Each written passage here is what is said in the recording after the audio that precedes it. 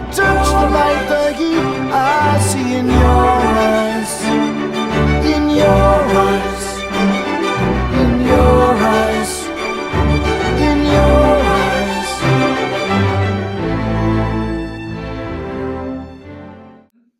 Hi everybody, welcome to episode 7 of our video podcast. We want to welcome you. If you're coming back, thank you for coming back to join us again. If you're new, hang in there, and we hope you'll enjoy this and also want to participate in some way, comment, give us ideas, and find out about our story. We've got some news lately.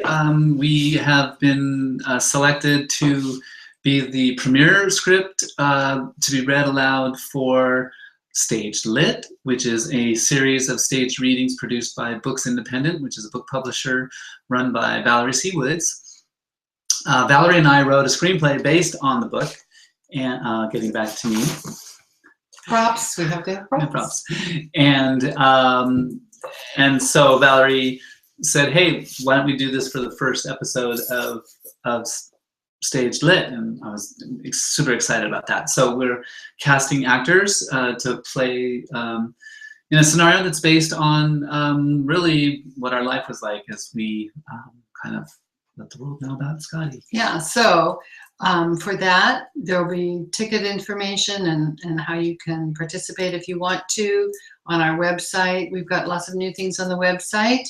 Also news about our upcoming event in Seattle at the end of June, which is at the beginning of Pride Week. So that should be really exciting. We're going to do a whole swing through Seattle. We're going to have several stops up there. And as Marcy says, it's through both Trans Pride and LGBTQ Pride in Seattle. So it's going to be a pretty crazy time, but a lot of fun and a lot of stuff to do. Yeah, so please check in with the website. We also now have a brand new button on there, which is donate. So we're very excited to invite people to help support our work so we can continue doing this full time, because we really feel like this is so important in this time. We don't have to get into politics and what's happening. So, but this is an important time to be a voice, and we have a very different voice because we are a couple and we're approaching this whole world and situation as a couple. So we really want to share our expertise, if you will, and our experience. Yeah. So everybody always, whenever we talk about my story, everybody wants to know what Marcy was thinking or going through at the time. They're always saying, can't wait to hear Marcy's story. So as we say every week, there's lots of progress on Marcy's book. She's making great strides. I'm very proud of her. And to tease you a little bit about, you know, what her side of the story could be, that's the purpose of these video podcasts. So we're going to read a little bit of a chapter. Right now we're up to chapter 5. And this, for those of you new to my story, the book follows the linear progression from August of 2014 to June of 2015. And chapter 5 is right about the end of August. And I have just announced to Marcy, I can't do it anymore. I can't live like a boy anymore. And we have to do something. And just as we were trying to figure that out, and I just threw away most of my boy clothes, I got a job. And it was up in Alaska, leading another adventure show running adventure. Adventure show running adventure? Whatever.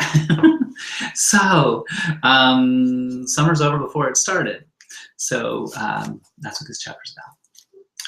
Chapter 5, What Nothing Sounds Like. With a gig coming in, summer vacation is over before it started. So when the going is going to get tough, the tough barbecue. My love and I decided to slam everything we wanted to do this summer into one party and throw it on my sister Kim's birthday, which means, shit, coming out to her. I'm, well, actually accepting myself as what the hell do I call myself to explain myself to Kim? I've known all my life that I'm actually a woman, but try to tell that to your sister, the one you're about to forever change the concept of your shared past, present, and future. The one that has no idea that this is coming. Thank God I didn't put this much thought into it before I sent out the invitations. I would have farmed. Watership down, anyone? Anyone? However, if anyone is cool, it's Kim. The oldest of my 3 little sisters. She's the best mother on the planet. And she has all of my mom's best qualities, and I'm closest of my 3 sisters with her. We had to step in as surrogate parents for Kira and Shane, my 2 littler sisters, when Mom passed and Dad went into mourning, from which he never really recovered. And I worship the ground Kim walks on. So, and later on in another podcast, we'll talk about what nothing sounds like. Yeah, that's to me, this is the theme of family and coming out to family. And I think we learned some valuable lessons. And I'll just cut to saying that here we are almost a year later from the end of your journey. So, you know, a lot of our whole family and friends knew by and have known now for a long time. But I'm seeing that as a process. Mm-hmm. And it's hard in some ways not to be impatient, because the impatience comes when other people approach this as if it's a choice or kind of like an arbitrary thing in somebody's life, and they can't or don't see that it's not. Yeah, I think everybody always says, look, you had 50 years to deal with this, and I'm just now hearing about this from you, so give me some time. And that's really fair. And that's something that every trans person has to understand. And that's where, yeah, we need to have some patience about that. Where that conversation stalls on the first flush is when someone finally comes out to you.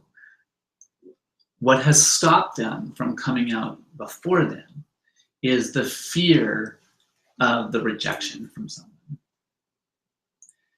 And that's the part where it's impatient. So that's the part where everybody needs to just be human. Well, and there's story after story of people getting disowned or just dropped from somebody else's life. But I'm seeing that it's actually 2 things.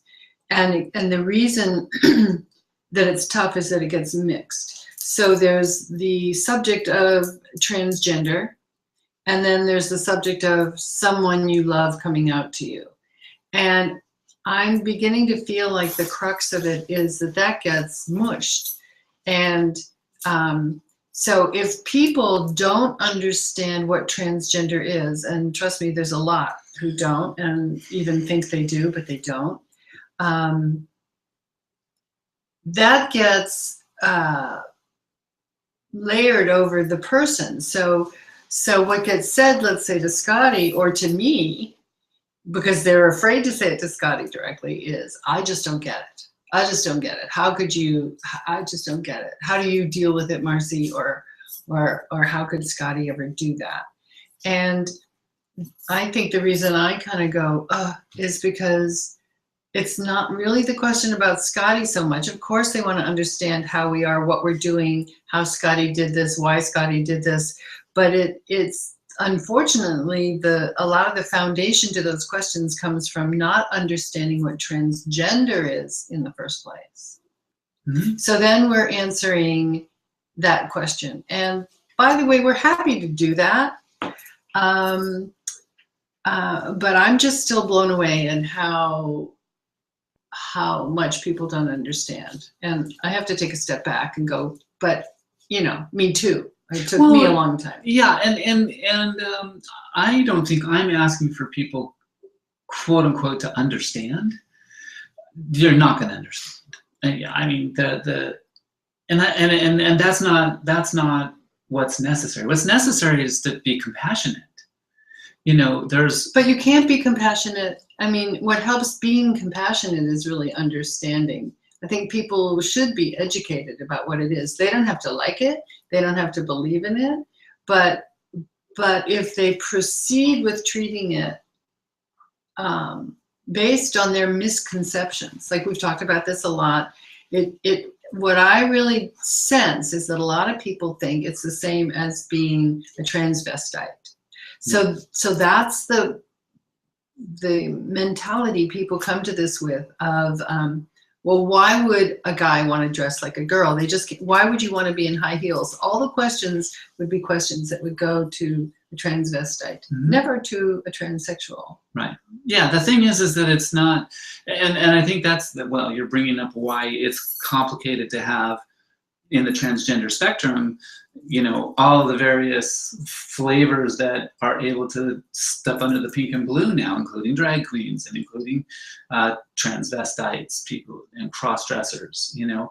Part of it is just that we're fighting so hard to be inclusive that to be segregated it all is counter to what we are asking the world to do. So if someone says, look, I'm transgender, it's like, fine, come on in and help.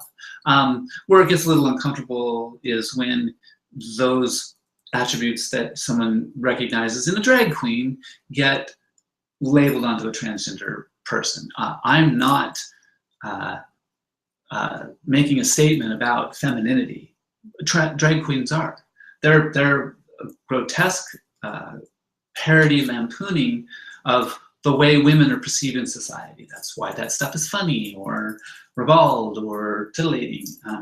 But it's not how I feel. You know, for me, wearing my clothes these are the clothes a woman wears because I'm a woman. And that's purely on the identity train. So, you know, it's one thing to explain this to people who are your friends. It's another to explain it to your family.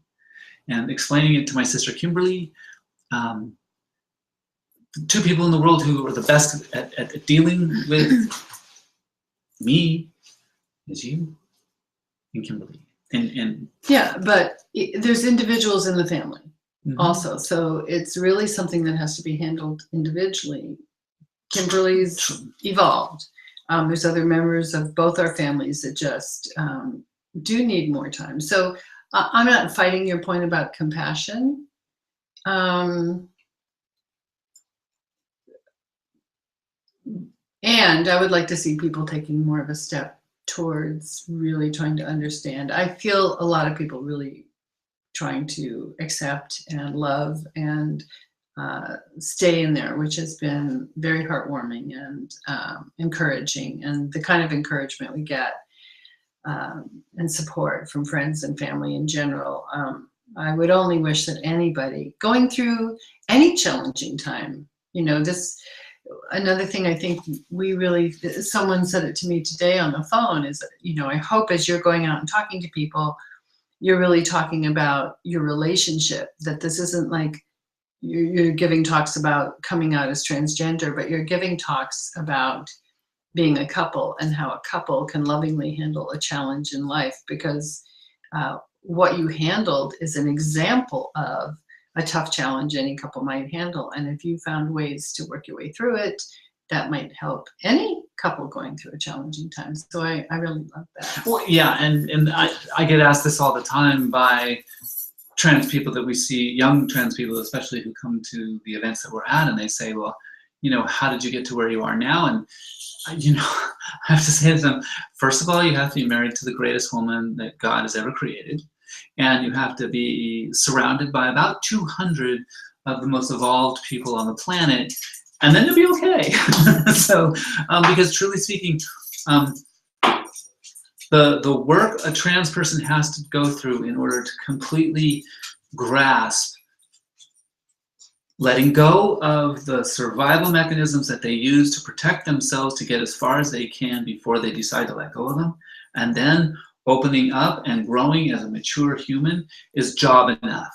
When that has to be done in the chaos of discrimination and hatred and lack of love, I don't know how anybody. And violence and rejection and anyway, you know. we want to be happy and bouncy. And right. So the happy and bouncy part of it is that, you know, and I think you need to kind of talk a little bit more about this, and that's that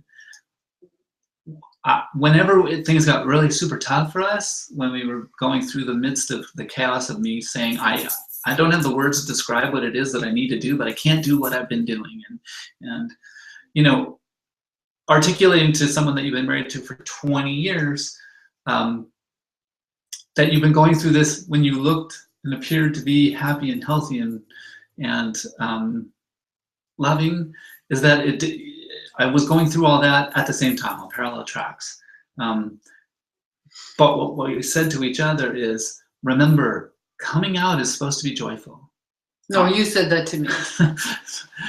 Our life is supposed to be about joy. And Marcy, you started to believe it though. And that's how it changes, because then the dynamic isn't about anger and fear and mistrust. It's about, okay, what do we do? Well, I think my whole book is about process, so we'll just use that as a tease for that and future podcasts. You can speak a little bit. No, I don't want to know. That's good. We're good. I think we've gone on way long enough. So there. Give them something. Leave them laughing when you go, remember? Give them a little something. No, let's go. That's good. I guess. Join us next time. Oh, well, I guess we're done. Okay. See you then. That's a wrap, as they say. Oh my God.